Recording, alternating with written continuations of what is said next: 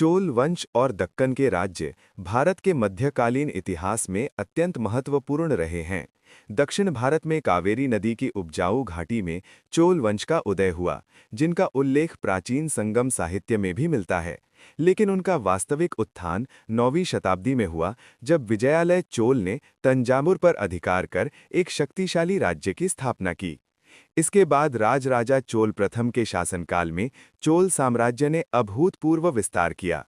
उन्होंने दक्षिण भारत के बड़े भाग को अपने अधीन किया, मजबूत प्रशासन स्थापित किया और तंजावुर में भव्य बृहदेश्वर मंदिर का निर्माण कराया, जो चोल वास्तुकला की महान पहचान बना।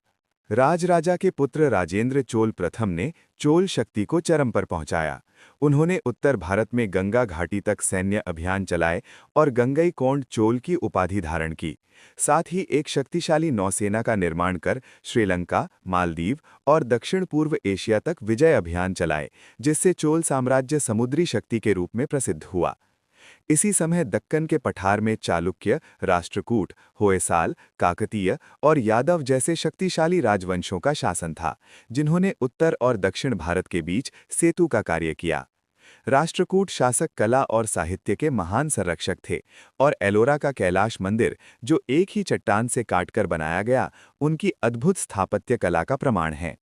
चोलों और चालुक्यों के बीच दक्कन के उपजाऊ क्षेत्रों को लेकर लंबे समय तक संघर्ष चला।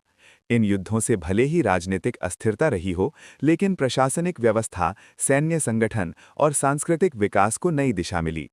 चोल और दक्कन के शासकों ने मंदिरों को केवल पूजा स्थल नहीं, बल्कि आर्थिक और सांस्कृतिक केंद्र बनाया, ग्राम सभाओं, भूमि व्यवस्था और न्याय प्रणाली को मजबूत किया तथा नृत्य, संगीत और मूर्ति कला को संरक्षण दिया। विशेष रूप से चोल काल की नटराज की कांस्य मूर्तियां आज भी विश्व प्रसिद्ध हैं। 13वीं शताब्दी तक आंतरिक संघर्ष, नए शक्तिशाली राज्यों का उदय और विदेशी आक्रमणों के कारण चोल वंश और दक्कन के प्रमुख राज्य धीरे धीरे कमजोर हो गए। लेकिन उनकी राजनैतिक उपलब्धियां, सांस्कृतिक विरासत और स्थापत्य कला भारतीय इतिहास में आज भी अमर हैं।